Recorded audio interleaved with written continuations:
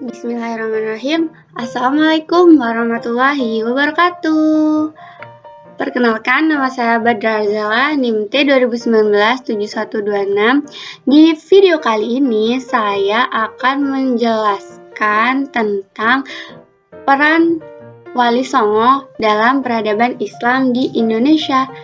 Cikidot, silakan disimak.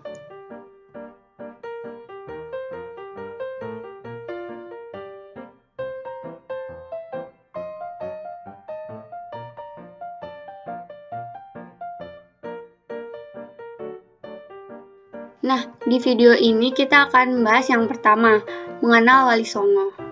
Yang kedua, peran Wali Songo dan model penyebaran Islam.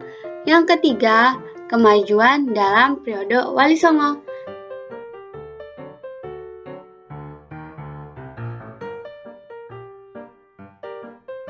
Masuk ke tahap yang pertama, yaitu mengenal Wali Songo.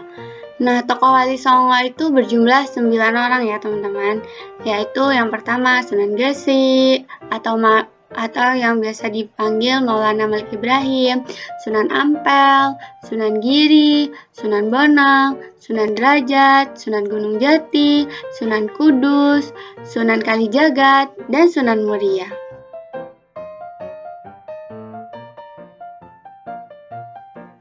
Nah, teman-teman udah pada tahu belum siapa sih Sunan Gresik itu? Sunan Gresik itu biasa nama aslinya tuh Maulana Malik Ibrahim. Sunan Gresik itu dilahirkan di Samarkanda, Uzbekistan, Asia Tengah pada abad ke-14. Sunan Gresik itu tiba di Nusantara sekitar 1404 Masehi. Dari Champa sekarang tuh menjadi Vietnam, dan meninggal di Gresik pada 1419 Masehi. Sunan Gresik tiba di tanah Jawa, tepatnya di desa Sambalo, Kecamatan Manyar, Kabupaten Gresik. Selanjutnya kita bahas Sunan Ampel. Namanya adalah Raden Syahid Ali Rahmatullah. Sunan Ampel lahir di Champa tahun 1401 Masehi. Ayahnya bernama Syekh Ibrahim Asy-Syamarkandi dan ibunya bernama Chandrawulan Putri Raja Champa. Beliau wafat pada tahun 1481 Masehi. Makamnya terletak di dekat Masjid Ampel, Surabaya. Yang ketiga yaitu Sunan Giri. Namanya adalah Raden Paku atau Muhammad Ainul Yakin. Beliau adalah putra dari Maulana Ishaq. Sunan Giri wafat pada tahun 1506 Masehi.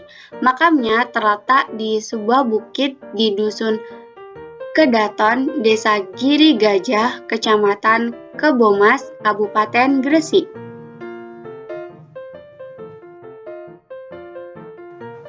Yang keempat adalah Sunan Bonang atau namanya Maulana Mahdum Ibrahim. Beliau dilahirkan di Bonang, daerah Tuban pada tahun 1465 Masehi. Diperkirakan wafat pada tahun 1525 Masehi. Makam Sunan Bonang terletak di Kompleks Pemakaman Desa Kutorjo, Kecamatan Tuban, di dalam kota Tuban. Tepatnya di sebelah barat alun-alun Tuban, di sebelah barat Masjid Agung Tuban. Baik, yang kelima adalah Sunan Derajat atau Raden Qasim atau biasa dipanggil Syarifuddin. Beliau adalah putra dari Sunan Ampel dengan Nyai Ageng Manila. Beliau dikenal sebagai penyebar agama Islam yang berjiwa sosial tinggi dan sangat mempertimbangkan nasib kaum fakir miskin serta lebih mengutamakan pencapaian kesejahteraan sosial masyarakat. Sunan Derajat diperkirakan lahir pada tahun 1470 Masehi dan Makam Sunan Derajat terletak di Desa Derajat, Kecamatan Pacitan, Kabupaten Lamongan. Seperti makam Wali Songo lainnya, makam Sunan Derajat berada di dalam bangunan tertungkup yang dindingnya dihiasi ukiran kayu yang indah. Beliau wafat pada tahun 1522 Masehi. Yang keenam adalah Sunan Gunung Jati. Beliau bernama Syarif Hidayatullah, putra dari Sultan Hud yang berkuasa di wilayah Bani Israel yang masuk wilayah Mesir. Makam Sunan Gunung Jati terletak di Gunung Sembung yang masuk Desa Astana, Kecamatan Cirebon Utara, Kabupaten Cirebon. Beliau wafat pada tanggal 19 September 1568 Masehi. Yang ketujuh adalah Sunan Kudus atau yang bernama Syekh Ja'far Shodiq. Beliau adalah putra dari Sunan Ngudung atau Raden Usman Haji. Diperkirakan Sunan Kudus lahir sekitar 1500-an Masehi dan wafat pada tahun 1550 Masehi. Yang kedelapan adalah Sunan Kalijaga atau yang memiliki nama Syekh Malaya atau Lokajaya atau Raden Abdurrahman atau Pangeran Tuban dan Ki Dalang Sida Brangti. Beliau adalah putra Adipati Tuban yang bernama Tumenggung Wilatikta atau Raden Sahur atau Syahid Ahmad bin Mansur atau Syekh Subakir. Sunan Kalijaga wafat pada tahun 1513 Masehi. Dan yang kesembilan atau yang terakhir yaitu Sunan Muria atau Raden Umar Syahid. Beliau adalah putra dari Sunan Kalijaga dan merupakan wali Songo yang sangat muda umurnya. Sunan Muria wafat pada tahun 1551 Masehi. Makamnya terletak di salah satu puncak bukit di lereng Gunung Muria, masuk ke Kecamatan Colo, kira-kira 18 km dari utara kota Kudus.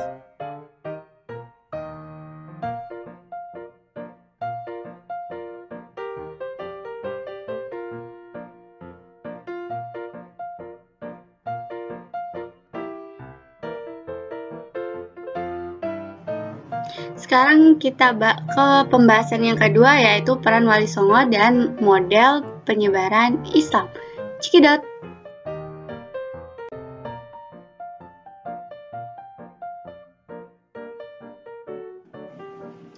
Syekh Ali Mahfuz mengatakan dakwah adalah mendorong manusia agar melakukan kebaikan dan mengikuti petunjuk, menyuruh mereka berbuat ma'ruf dan mencegah mereka berbuat mungkar agar memperoleh kebahagiaan di dunia dan akhirat. Dakwah berasal dari kata da'ah yang bermakna memanggil, mengundang, ajakan, himbauan, dan hidangan. Nah, peran Wali Songo menyebarkan agama Islam dengan cara dakwah yang memiliki pola membangun dialog budaya baru dengan budaya lama. Inilah yang mempengaruhi pengertian dakwah dalam konteks keindonesiaan. Pola komunikasi dakwah Wali Songo ini bukan dalam bentuk komunikasi mengajak, namun dalam bentuk mengkomunikasikan kebudayaan baru yang memerankan tradisi lama yang telah berlangsung di Nusantara. Berikut model-model penyebaran Islam dari para Wali Songo.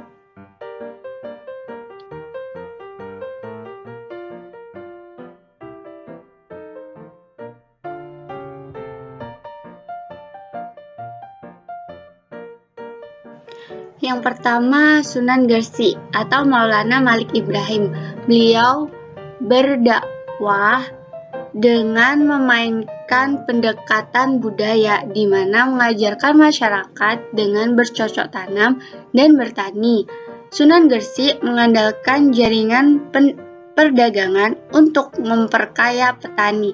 Cara tersebut untuk merangkul dan mendorong masyarakat pada waktu itu.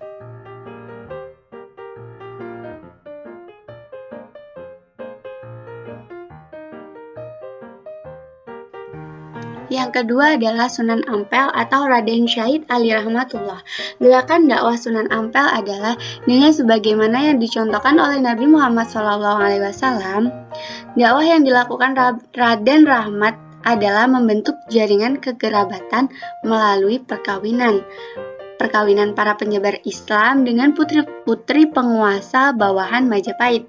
Dengan cara itu, ikatan kekeluargaan di antara umat Islam menjadi lebih kuat dengan kerajaan Majapahit.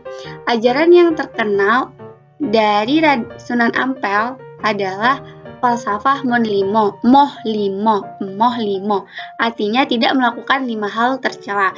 Adapun 5 perkara maksiat tersebut adalah: yang pertama, moh main, yakni main judi.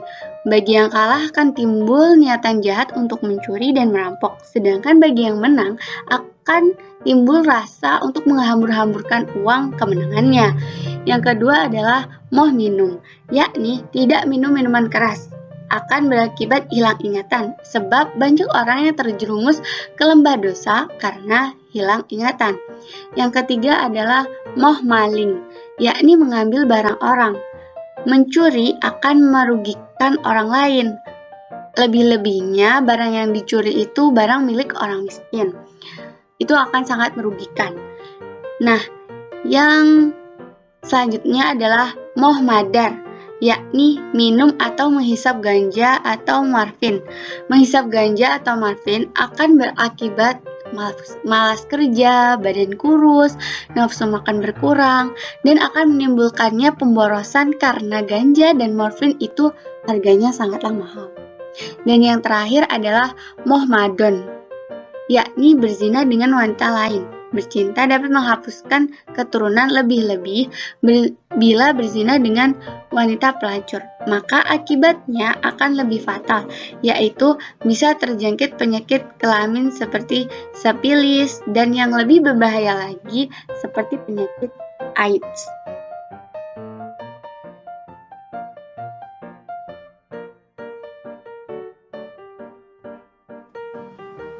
Yang ketiga adalah Sunan Giri atau Raden Paku atau Muhammad Ainul Yakin. Gerakan dakwah Sunan Giri adalah dengan melalui jalur pendidikan, politik, dan kebudayaan. Dalam usaha dakwah lewat jalur pendidikan, Sunan Giri tidak sekedar mengembangkan sistem pesantren yang diikuti santri-santri dari berbagai daerah, mulai Jawa Timur, Jawa Tengah, Kalimantan, Makassar, Lombok,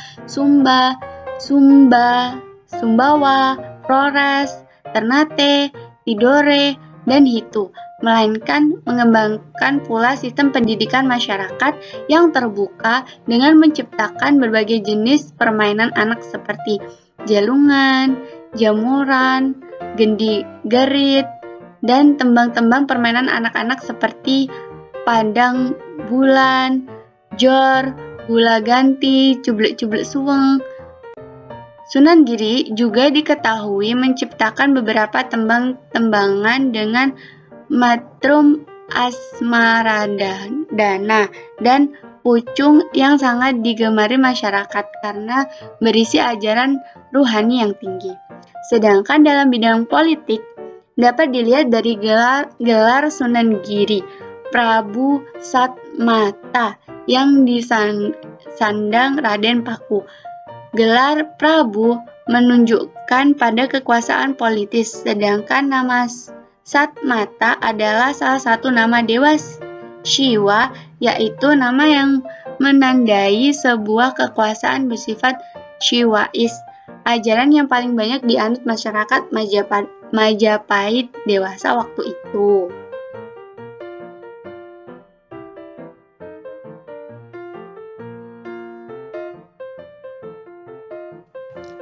Yang Yang keempat adalah Sunan Bonang atau Maulana Magdum Ibrahim. Gerakan dakwah Sunan Bonang adalah menggunakan kesenian daerah yang bernama bonang. Bonang adalah sejenis kuningan yang ditonjolkan di bagian tengahnya. Bila benjolan itu dipukul dengan kayu lunak, maka timbullah suara yang merdu di telinga penduduk setempat. Apalagi jika yang memainkannya adalah Sunan Bonang, maka akan menghasilkan suara yang merdu di telinga penduduk waktu itu, karena beliau mempunyai cita rasa seni yang tinggi, sehingga pengaruhnya sangat hebat bagi para pendengarnya. Adapun di antara tembang yang terkenal adalah Tombo Ati.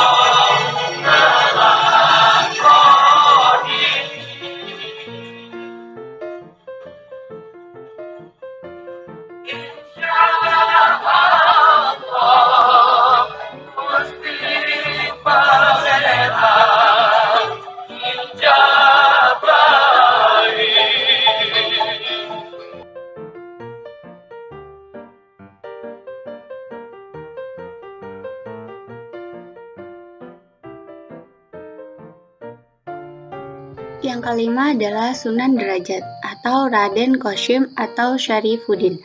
Gerakan dakwah Sunan Derajat adalah menyebarkan dakwah agama Islam, dikenal masyarakat sebagai pepali pintu.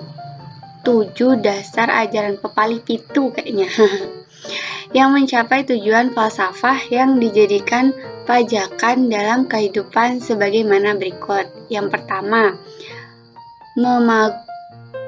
memangun resep tiasing sasama. Kita selalu membuat senang hati orang lain. Yang kedua, jroning suka kudu eling lan waspodo.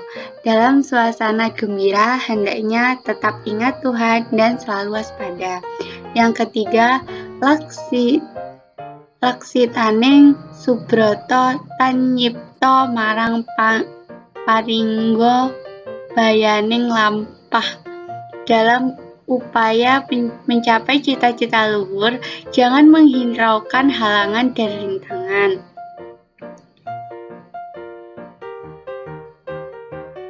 Meperhardaning panca indro, senantiasa berjuang menekan gejolak nafsu indrawi.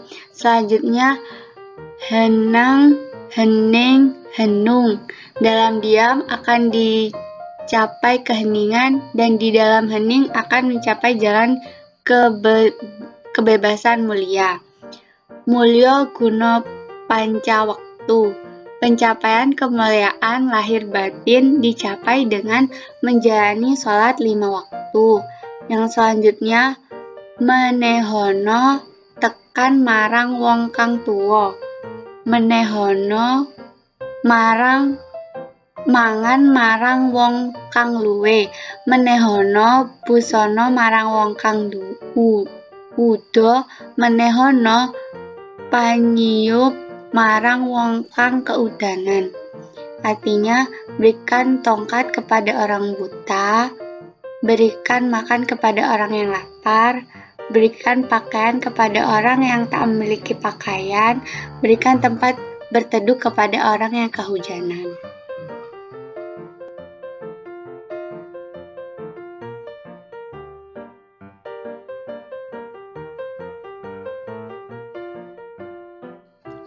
Yang keenam adalah Sunan Gunung Jati atau Syarif Hidayatullah. Gerakan dakwah Sunan Gunung Jati adalah dengan cara memperkuat kedudukan politis sekaligus memperluas hubungan dengan tokoh-tokoh yang berpengaruh di Cirebon, Banten, dan Demak melalui pernikahan. Sunan Gunung Jati menggalang kekuatan dengan menghimpun orang-orang yang dikenal sebagai tokoh yang memiliki kesaktian dan kedikdayaan, terlihat kuat atau sakti.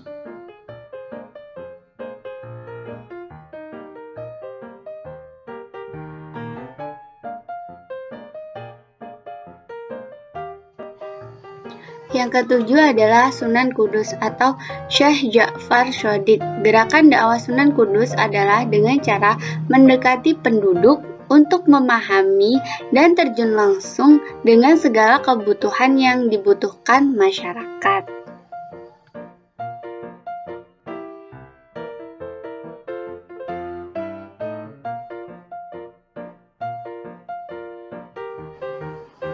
Yang kedelapan, Sunan Kalijaga atau Syekh Malaya Lokajaya, Raden Abdurrahman, Pangeran Tuban, dan Ki Dalang Sida Brangti. Gerakan dakwah Sunan Kalijaga adalah seperti wali-wali lain dalam berdakwah. Sunan Kalijaga sering mengenalkan Islam kepada penduduk lewat pertunjukan wayang yang sangat digemari oleh masyarakat yang masih menganut kepercayaan agama lama. Dengan kemampuan yang menakjubkan sebagai dalang yang ahli memainkan wayang, Sunan Kalijaga selama berdakwah di Jawa bagian barat dikenal penduduk sebagai dalang yang menggunakan berbagai nama samaran. Sunan Kalijaga juga mereformasi wayang dari bentuk sederhana berupa gambar-gambar mirip manusia di atas kertas. Perangkat gamelan pengiringnya, tembang-tembang dan suluknya, sampai menjadi seperti bentuknya sekarang yang begitu canggih adalah sambang besar dalam proses pengembangan kesenian dan kebudayaan Nusantara. Sunan Kalijaga menyempurnakan karyanya dengan tembang-tembang gabuhan Sunan Kalijaga antara lain Kidung Rumeksa ing Wengi, dan yang sederhana tetapi memuat ajaran spiritual yang juga banyak dihafal masyarakat Jawa adalah tembang Lir Ilir.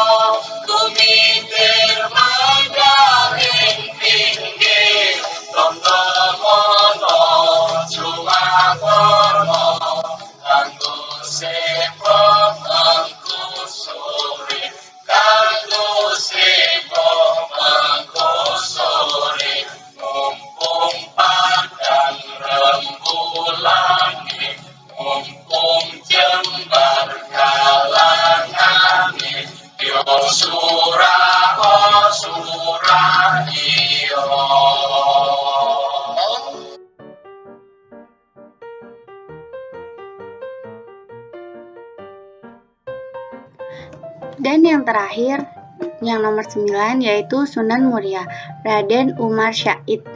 Gerakan dakwah Sunan Muria adalah dengan cara lewat budaya, menciptakan beberapa syair, sinom, dan kinanti yang berisi ajaran tauhid. Cara dakwah Sunan Muria tidak jauh beda dengan metode ayahnya, yaitu Sunan Kalijaga. Salah satu tembung macapat ciptaan Sunan Muria adalah sinom dan kinanti yang liriknya berbunyi sebagai berikut.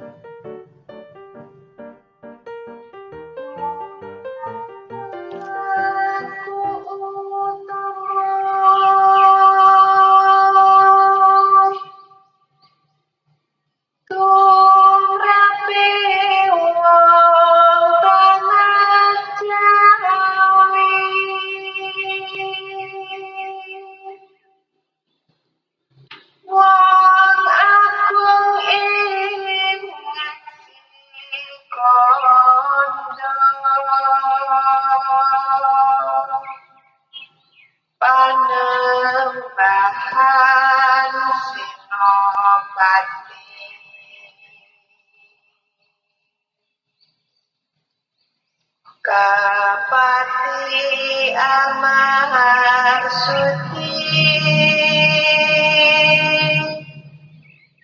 Sutaning Hola Nafsu Binasu Tapa Proto Kanapi Siang Ratri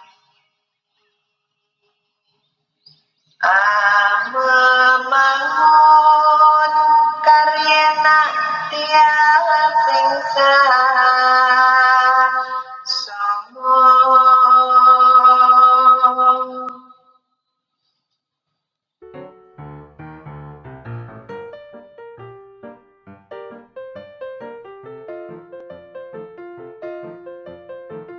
Indonesia adalah salah satu negara yang kaya akan budaya, contohnya seperti wayang, bonang, dan masih banyak lagi. Agama Hindu adalah agama yang masuk di Jawa sekitar abad ke-4 Masehi, sedangkan agama Islam baru mulai masuk ke wilayah Jawa pada pertengahan abad 7 Masehi. Dalam perjalanan dakwah Islam di Pulau Jawa, para ulama bertemu dengan dua jenis lingkungan budaya. Yang pertama, kebudayaan lokal yang masih sangat melekat dan mayoritas masyarakat dengan adat istiadat dengan ajaran inti religi, animisme, dan dinamisme. Yang kedua, pengaruh besar dari kebudayaan Hindu-Buddha yang lebih dahulu dikenal oleh masyarakat Jawa. Dalam melewati masa tersebut, para wali songo tidak lantaran menghapuskan secara paksa. Jika para wali songo itu menghapus kepercayaan masyarakat Jawa yang telah melekat dari nenek moyang, maka mungkin akan terjadinya penolakan akan masuknya ajaran Islam di Pulau Jawa. Maka dari itu, para wali songo tidak menghapus secara paksa, melainkan dihormati sebagai suatu warisan, yang selanjutnya oleh wali songo digunakan sebagai sarana dalam penyebaran agama Islam, yang kemudian digunakan istilah pendekatan kultur melalui macam-macam budaya yang sebelumnya telah diketahui oleh lapisan masyarakat di Pulau Jawa.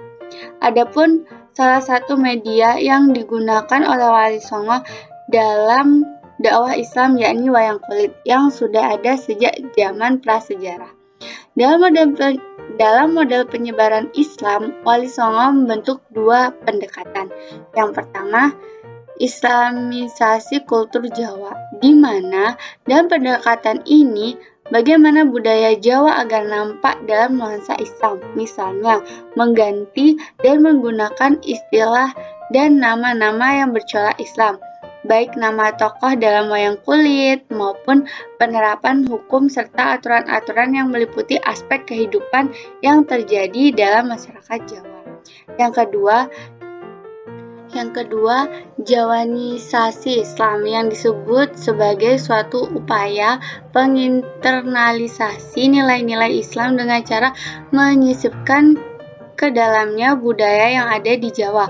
Meskipun nama serta istilah yang ada di Jawa tetap digunakan, namun nilai yang ada dalam nilai Jawa sehingga Islam menjadi istilah Islam menjawa, yang kemudian muncul istilah Islam Jawa atau sering disebut dengan Islam Kejawen, di mana budaya yang ada di Jawa cenderung mengacu atau menitik pada keberadaan Islam.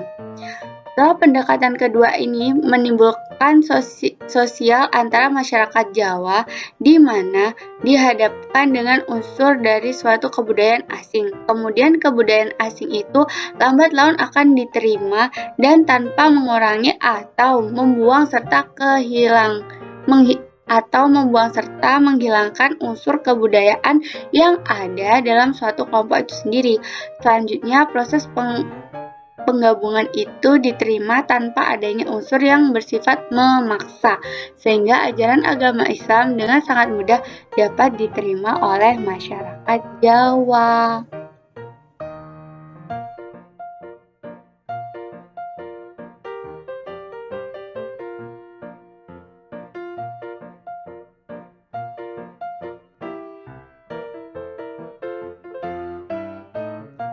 Selanjutnya kita ke pembahasan yang ketiga, kemajuan Islam periode Wali Songo. Cikidot.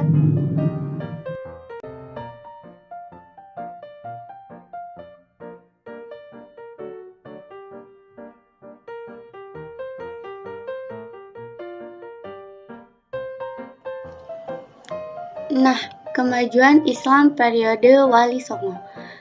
Keberadaan Wali Songo sangatlah memiliki peran penting dalam penyebaran agama Islam, khususnya di Jawa dan di Indonesia. Adapun kemajuan Islam pada periode Wali Songo adalah sebagai berikut. Yang pertama, nilai-nilai dan tradisi keulamaan Nusantara. Yang kedua, keragaman paham kesufian Nusantara. Yang ketiga, pesantren hasil asimilasi pendidikan Hindu-Buddha. Yang keempat, islamisasi nilai-nilai seni budaya Nusantara. Dan yang kelima, tradisi keagamaan Islam Syam.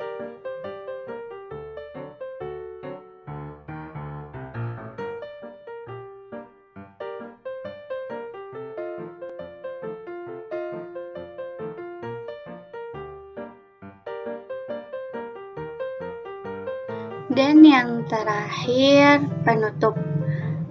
Sekian presentasi dari saya tentang peran Wali Songo dalam peradaban Islam di Indonesia. Semoga bermanfaat. Thank you for watching. Wassalamualaikum warahmatullahi wabarakatuh. Bye-bye. See you next video.